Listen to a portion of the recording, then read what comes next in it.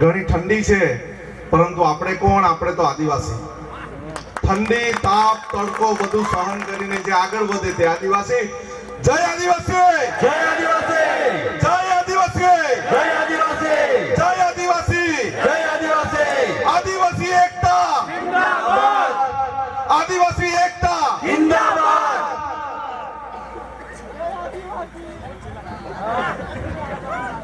ઠંડીઓમાં રાતના આદિવાસી જનજાગૃતિ કરવાનું હોય અને ત્યાં આટલી બધી મોટી સંખ્યા હોય, બહેનો હોય, ભાઈઓ હોય, બિરસા મુંડા હોય, ઝલકારી બહેનો હોય, ત્યારે મજા આવે છે.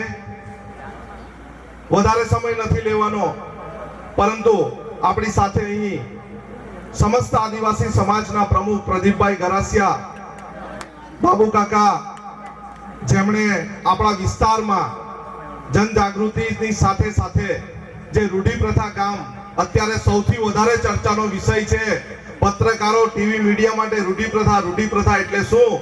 સૌથી વધારે ઇન્ટરનેટ પર સર્ચ થતું હોય તો રૂઢી પ્રથા તેમના પ્રણેતા કહેવાય. અને આપણા વિસ્તારના રમેશભાઈ તેમજ વિજયભાઈ, આપણા ચિરાગભાઈ, આપણા યુવાન ટીમ આગેવાનો ઉર્વશીબેન, દીનાબેન, તમામે તમામ ની સાથે આપણા આ વિસ્તારના જુદા જુદા ગામના સરપંચો તેમજ આપણી સાથે અત્યારે હતા ચિંતુભાઈ, તેમજ આપણા તમામે તમામ આ વિસ્તારના કાર્યકર્તાઓ.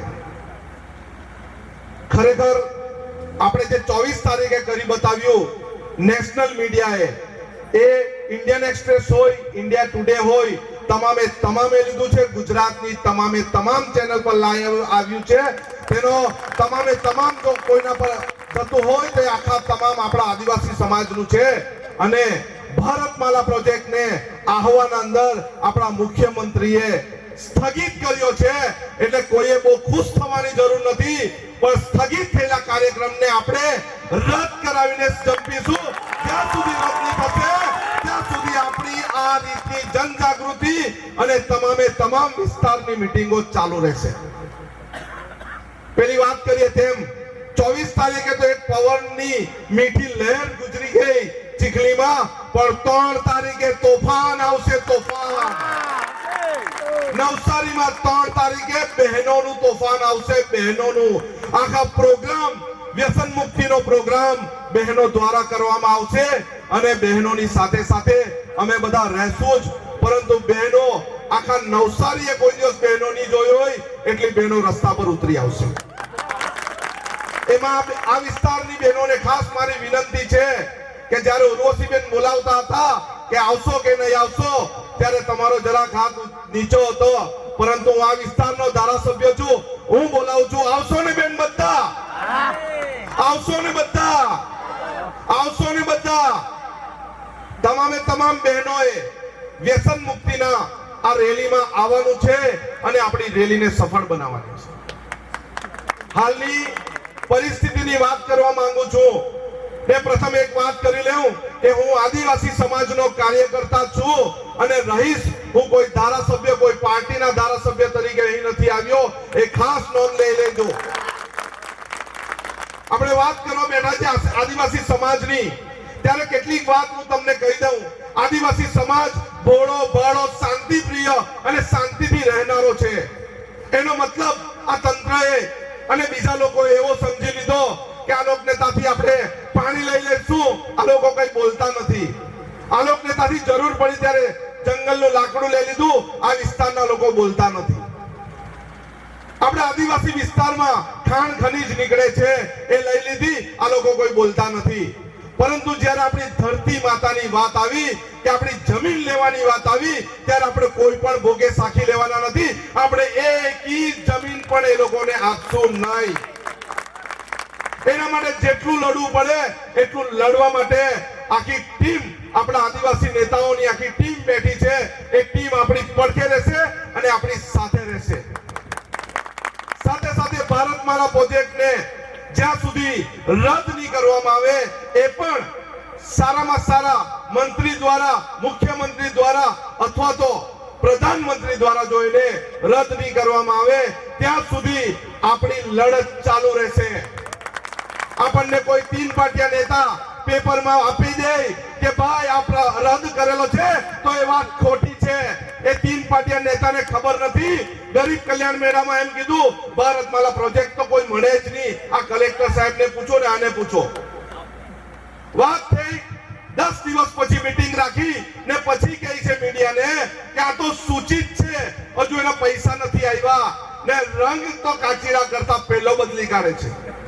ગઈકાલે પ્રેસ કોન્ફરન્સમાં એમ કીધું કે આ તો પડતો રદ કરી દીધેલો છે. ભાઈ તારી હું ઓકાત તું રદ કરવાનું જાહેરનામું આપે. તમારે જો રદ કરવાનું કેવું હોય તો કલેક્ટર શ્રી મારફતે કેવડાવો અથવા મંત્રી મારફતે કેવડાવો. તમને અનુસૂચિત 5 ની જ ખબર નથી, તમને રૂઢિપ્રથા ગામની જ ખબર નથી અને પોતાને આદિવાસી કેવડાવે એવા નેતાની અમને કોઈ જરૂર નથી. એવા નેતાનું અમને કોઈ કામ નથી. તમારે કોઈ પણ વાત કરવી હોય તો મંચ પર આવો. સર્કિટ હાઉસમાં વાત કરવાથી કઈ વાત લોકો સુધી પહોંચવાની નથી. તમે મંચ પર આવો, અમારી સાથે આવો, અમને નથી સમજ પડતું તેમને સમજાવો. પરંતુ ખોટી રીતે આપણી આદિવાસી સમાજને ભરમાવાની વાત નહીં કરો.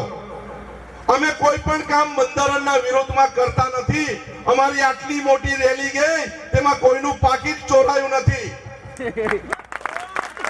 તમારા નેતાઓની મીટિંગો થાય છે તેમાં પાકીટ બી ચોરાય છે ને અછોડા બી તૂટે છે.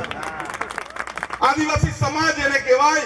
મીડિયા એની નોંધ લીધી છે કે કોઈને પણ પાર્કિંગનું કરવા નથી કીધું અને ખોટી રીતે કોઈ પાર્કિંગ પણ કર્યું નથી.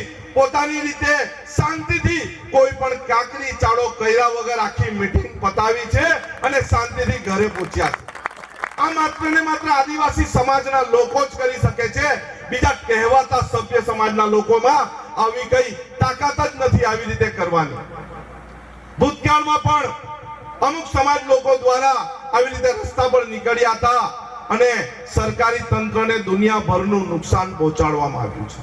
પરંતુ આપણે કોઈ પણ જાતનું નુકસાન પહોંચાડવામાં આવ્યું નથી. આપણે અને તંત્ર દ્વારા પણ, પોલીસ દ્વારા પણ રાતે જ્યારે ફોન આવ્યો ત્યારે ખરેખર એમણે સામેથી અભિનંદન આપ્યા કે ખરેખર આટલી શાંતિથી આટલા બધા લોકોની રેલી અમે જોઈ નથી. એનો તમામ શ્રેય આપણા આદિવાસી સમાજને જાય છે. આપણે એક કચરો પણ પડવા નથી દીધો રસ્તા પર. પરંતુ કેટલાક લોકો આપણા સંગઠનથી ડરીને, કેટલાક લોકો આપણા સંગઠનને તોડવા માટે જાતની અફવાઓ ફેલાવશે અને એમણે જાહેર કરેલું કે હવે કોઈ રૂઢિપ્રથા ગામ નું તું તાલુકે ઊભું કર્યું તે થશે નહીં. પરંતુ આજે જ રેઠવાણીયા ગામે બપોરે સૌથી મોટી સંખ્યામાં ત્યાં જઈને અમે એમની છાતી પર જઈને રૂઢિપ્રથા કામ કરી છે. ઉર્વશીબેને જેવી રીતે કીધું તેમ, રમેશભાઈએ કીધું તેમ, શરૂઆતના અંદર થોડા એ લોકોને એવું હતું બે એક જગ્યાએ થશે ને પછી બંધ થઈ જશે. પરંતુ ત્રીજી જગ્યાએ થયું એને કારણે પોલીસનો જમાવડો આવી ગયો. પરંતુ ઉર્વશીબેન ત્યાર પછી આપણે કોઈ પોલીસને જોયા છે? કોઈને જોયા નથી. આપણે ભોળા છે. આદિવાસી જનજાગૃતિના કાર્યક્રમમાં ખબર નહીં અમૃતભાઈ પોલીસ પરવાનગી માંગી કે નહીં માંગી, પરંતુ હું તો દરેક જગ્યાએ કહું છું આપણે કોઈ પણ જાતની પોલીસ પરવાનગી માંગવાની નથી. આપણા જ વિસ્તારમાં, આપણા જ ઘરે, આપણા જ ગામમાં કોઈ પ્રોગ્રામ થાય તો આપણે પોલીસની પરવાનગી માંગતા નથી. અરવિંદભાઈને ત્યાં જ એક કાર્યક્રમ હતો દિવાળી, અમૃતભાઈને ત્યાં એક કાર્યક્રમ હતો દિવાળીમાં, આપણે કોઈ પોલીસ પરવાનગી માંગેલી? કોઈ નથી માંગતા. તો આપણે શું કામ પોલીસ પરવાનગી માંગવાની? હા, રસ્તા પર નીકળવું હોય અથવા તો સરકારી તંત્રની સામે જવું હોય ત્યારે આપણે પોલીસ પરવાનગી માંગવી પડે. પરંતુ આટલો સરસ મજાનો સાંસ્કૃતિક કાર્યક્રમ હોય એમાં પોલીસ પરવાનગી માંગવાની જરૂર નથી. અને આપણે એ લોકોના વગર પણ કાયદો અને વ્યવસ્થા હાથમાં લીધા વગર આપણો કાર્યક્રમ પૂરો કરીએ છીએ. કેટલાક સમયથી એવી વાતો થાય છે કે ભારતમાલા પ્રોજેક્ટ પછી ડીએમઆઈસી આવશે, પરંતુ ડીએમઆઈસી ની માટે સામે લડવા માટે આપણું આખે જલકારી બહેનો અને યુવાન બી સૌ તૈયાર થાય છે.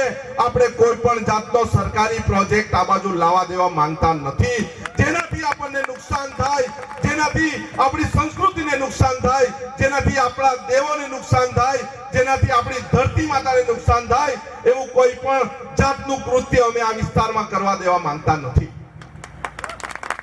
હવે પછી પણ આવા કોઈ પણ કાર્યક્રમ હોય, આપણા આદિવાસી સમાજના આગેવાનો દ્વારા, આદિવાસી સમાજના નેતાઓ દ્વારા જ્યારે કહેવામાં આવશે ત્યારે આપણે સૌએ એમની પાછળ જવાનું છે, એમનો હાથ મજબૂત કરવાનો છે અને એમની સાથે રહીને આદિવાસીઓને જગાડવાના છે, આપણા સમાજને જગાડવાના છે. થોડા સમય પહેલા જ મને એવું કહેવામાં આવ્યું હતું કે સરકારી અધિકારીઓને ગભરાવે છે, તલાટીઓને ગભરાવે છે, આશા વર્કરોને આ મીટિંગમાં જવાથી રોકે છે, શિક્ષકોને આ મીટિંગમાં જવાથી રોકે છે.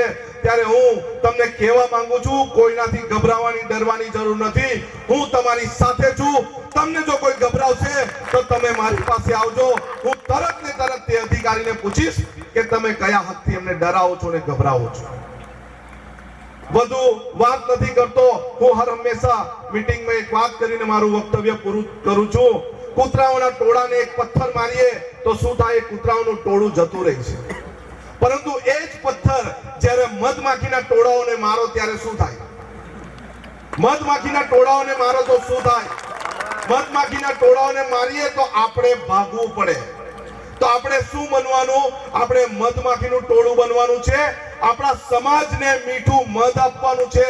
પરંતુ જો કોઈ પથ્થર મારવાની કોશિશ કરે તો એને છોડવાનો પણ નથી. છોડશો એ લોકોને તો એના માટે શું કરવું પડશે? લડવું પડશે. લડવાનું શેના માટે છે? જીતવા માટે. તો હું બોલાવીશ લડેંગે, તમારે બોલવાનું છે જીતેંગે. લડેંગે, જીતેંગે.